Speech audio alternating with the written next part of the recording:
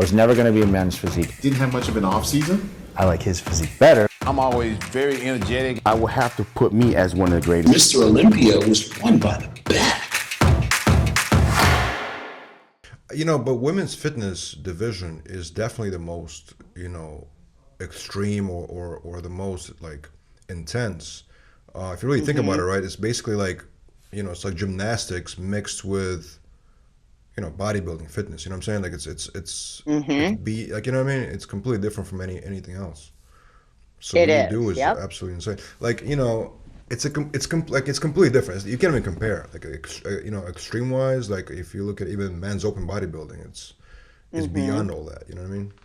Well, even it's so funny with all the bodybuilders too. Obviously I've been fortunate enough to travel with them all over the country and compete. And I know so many of them so well. And they always say the same thing. They're like, you guys do stuff that is incredible. You guys are the best athletes in the federation. And, obviously they're the ones who attract all the attention to the industry and to the sport. So that's such a huge compliment coming from them.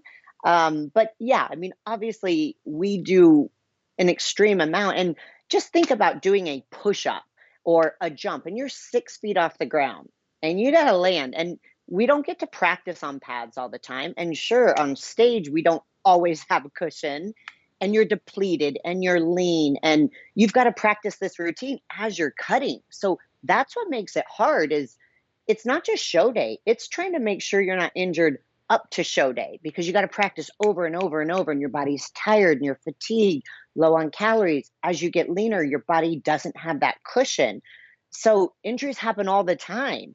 And it's crazy because, you've got to, by the time it's show day, mentally, that's all you've got because your body is drained. Your body is tapped, it's sore, it aches.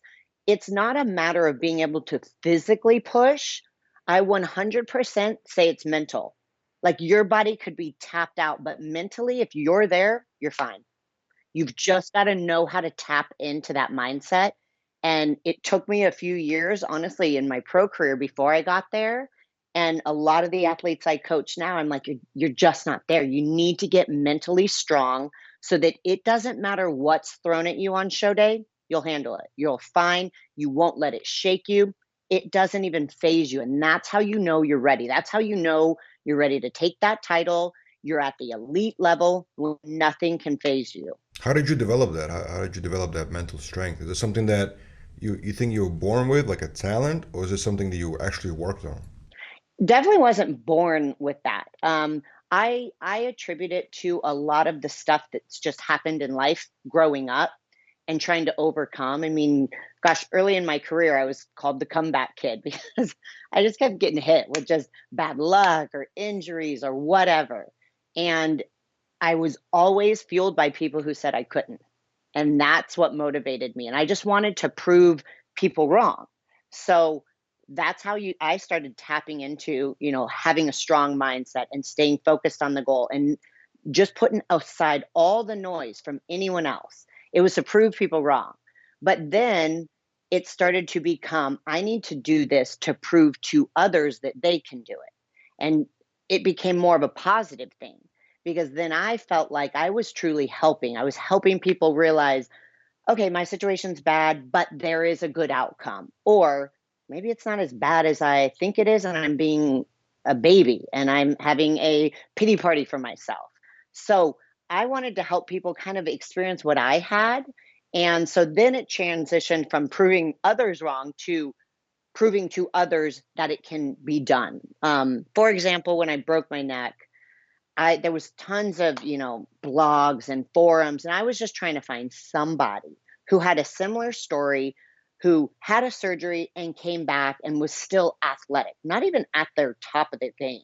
There was nothing online. You couldn't find one success story. It was just like doomsday, like your life is over. And I'm like, this is crazy. So literally, my goal was I need to at least be one story that when people have a neck injury and they're having neck surgery, and where I thought, okay, I may never have use of my right arm. The doctor said it was 50-50. I'd never get any movement back in my arm. I just wanted to at least be a success story. Never did I think I'd be able to come back and win a world championship title Because the first time I won a world championship title was after my neck surgery and with a blown ACL. But I thought I just need to be a story that when people Google success rate or success story of a neck fusion, my story popped up. And so that's what then just kind of motivated me. And coaching athletes, I coach a ton of athletes in this sport. You got to walk the walk and talk the talk. So I look at what I would tell my athletes, and I have to take my own advice. So if someone's dealing with something horrible, what would I say to them? Well, guess what? Take your own damn advice. So it makes you level up, and it puts you into this different mindset of being a champion and being a leader.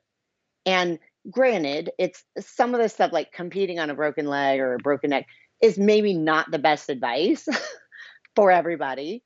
But I knew for me, I knew I could do it. There was not a doubt in my head, not at all, that I would not be able to do it. And it's just because I've worked for so many years on being so focused and so prepared that nothing is going to change what I came to do.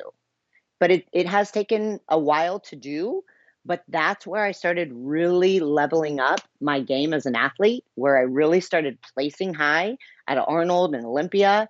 And I just kept cultivating that to become stronger and better and have my mental game on point at all times. That's incredible, Whitney. You inspire me. Oh, well, thanks. No, for real. I'm not an athlete, but you know what I'm You. saying? I feel like you can relate into different avenues, you know what I mean? Not just athletics. Always. Have you ever dealt with anxiety or depression? Have you ever dealt with that in your life? I did. So, believe it or not, I dealt with depression a ton when I was younger. I had an eating disorder, and the eating disorder actually was not more about how I looked.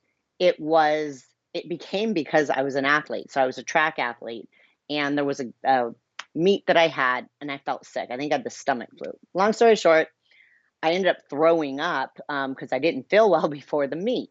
And then I go out, felt better, went out and hit a record on hurdles that I'd never had, like blew it out of the water. And I thought, wow, okay.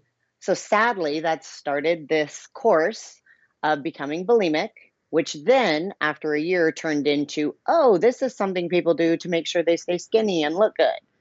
So unfortunately, I went through that just like a lot of people did. But in my high school and early college years, I addressed it, recovered from it. But during that process, yes, I did go through depression. And honestly, that's where I learned some of these tactics of really trying to find a way to get yourself out of this rut and get yourself out of this hole, because nobody can ever do it for you. And when you're young and you're growing up, you're just like, why am I sad? Or I need medication, or I need something to break me out of this funk.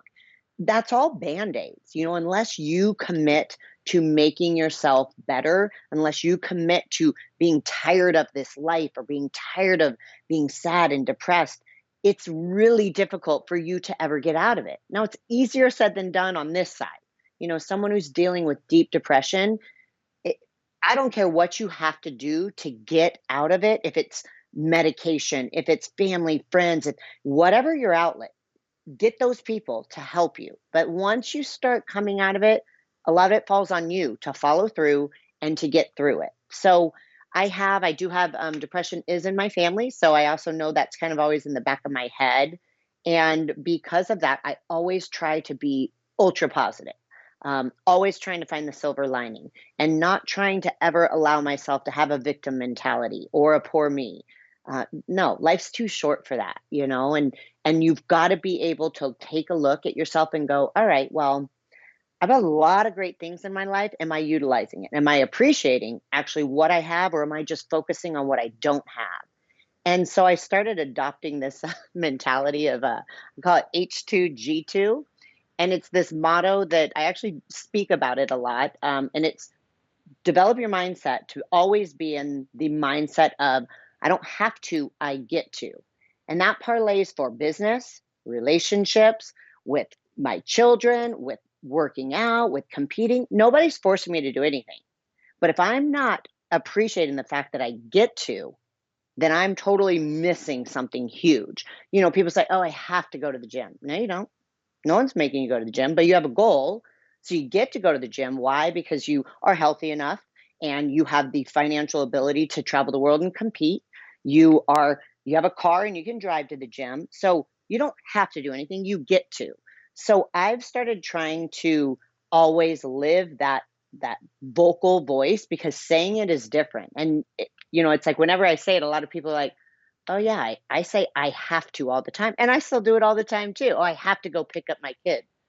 No, I don't. I get to. Why? Because I have two kids that I'm fortunate enough to have that are healthy. I have a car that I get. So there's always a way to flip it.